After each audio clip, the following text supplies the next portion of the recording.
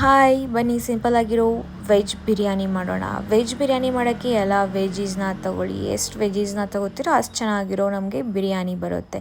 First ಇದನ್ನು marinate ಮಾಡ್ಕೊಳ್ಳೋಣ. ನಾನಿಲ್ಲಿ ವೆಜ್ಜೀಸ್ನ ತೊಗೊಂಡಿರೋದು ಪೀಸು, ಆಲೂಗೆಡ್ಡೆ, ಕ್ಯಾಪ್ಸಿಕಮ್ಮು, ಕ್ಯಾರೆಟು, ಆನಿಯನ್ನು, ಕೊತ್ತಂಬರಿ ಸೊಪ್ಪು, ಪುದೀನ ಸೊಪ್ಪು, ಪನ್ನೀರು ಇದನ್ನೆಲ್ಲ ಹಾಕ್ಕೊಂಡು ಮ್ಯಾರಿನೇಟ್ ಮಾಡ್ಕೊಳ್ಳೋಣ.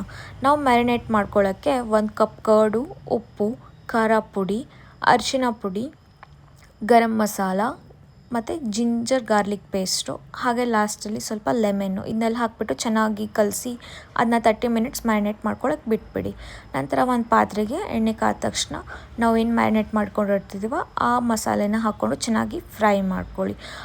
ಅದಕ್ಕೇ ನೆಕ್ಸ್ಟು ಬಿರಿಯಾನಿ ಮಸಾಲ, ಆಮೇಲೆ ಖಾರ ಪುಡಿ, ನಂತರ ರುಚಿಗೆ ತಕ್ಕಷ್ಟು ಉಪ್ಪು ನಮಗೆ ಬೇಸ್ಡ್ ಆನ್ ಹಾಕೋಬೇಕು. ಆನಂತರ ಕೊತ್ತಂಬರಿ ಸೊಪ್ಪು ಇದನ್ನೆಲ್ಲ ಹಾಕಿಬಿಟ್ಟು ಫ್ರೈ ಮಾಡ್ಕೊಳ್ಳಿ. ನಂತರ ಇವಾಗ ಒಂದು ಪಾತ್ರೆಯಲ್ಲಿ ನೀರು, ಅದಕ್ಕೆ ಎಲ್ಲ ಮಸಾಲೆ ಪದಾರ್ಥಗಳನ್ನು ಹಾಕ್ಕೊಂಡ್ಬಿಟ್ಟು ನೀರು ಕುದಿಯುವಾಗ ಅದಕ್ಕೆ ನಾವು ನೆನೆಸಿಟ್ಕೊಂಡಿರುವಂಥ ಬಾಸುಮತಿ ರೈಸ್ನ ಹಾಕ್ಕೊಳ್ಳೋಣ.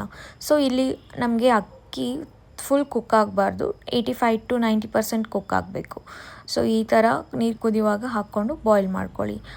ನಂತರ ನಾವಿವಾಗ ಬಿರಿಯಾನಿನ ಲೇಯರಾಗಿ ಮಾಡ್ಕೊಳ್ಳೋಣ. ಫಸ್ಟು ಮಸಾಲೆ, ಆನಂತರ ಅಕ್ಕಿ, ಏನು ಬಾಯ್ಲ್ ಆಗಿರುತ್ತೆ ಹಾಫ್ ಬಾಯ್ಲ್ ಆಗಿರುವಂಥ ಅಕ್ಕಿ, ಈ ಥರನೇ ಲೇಯರಾಗಿ ಮಾಡಿಕೊಂಡು ಲಾಸ್ಟಲ್ಲಿ ಅದಕ್ಕೆ ಫ್ರೈಡ್ ಆನಿಯನ್ಸು, ಆಮೇಲೆ ಅದರ ಮೇಲೆ ಸ್ವಲ್ಪ ಬಿರಿಯಾನಿ ಮಸಾಲ ಮತ್ತು ತುಪ್ಪನ ಹಾಕಿಬಿಟ್ಟು ಫಾಯಿಲ್ ಪೇಪರಿಂದ ಮುಚ್ಚಿಟ್ಕೊಳ್ಳಿ. ಫಾಯಿಲ್ ಪೇಪರ್ನ ಚೆನ್ನಾಗಿ ಫುಲ್ ಎಲ್ಲ ಕಡೆನೂ ಕ್ಲೋಸ್ ಮಾಡಿ, ಅದು ಹಬೆ ಹೊರಗಡೆ ಹೋಗಲಾರ್ದಂಗೆ. ಇದನ್ನು ಲೋ ಫ್ಲೇಮಲ್ಲಿ ಇಟ್ಕೊಂಡು 10 to 15 ಮಿನಿಟ್ಸ್ ಕುಕ್ ಮಾಡಿದರೆ ನಮಗೆ ರುಚಿಯಾಗಿರುವಂಥ ವೆಜ್ ಬಿರಿಯಾನಿ ಸಿಗುತ್ತೆ. ನೀವು ನಿಮ್ಮ ಮನೇಲಿ ಟ್ರೈ ಮಾಡಿ, ಟೇಸ್ಟ್ ಹೇಗಿದೆ ಅಂತ ಕಮೆಂಟ್ ಸೆಕ್ಷನಲ್ಲಿ ಮೆನ್ಷನ್ ಮಾಡಿ. Thank you.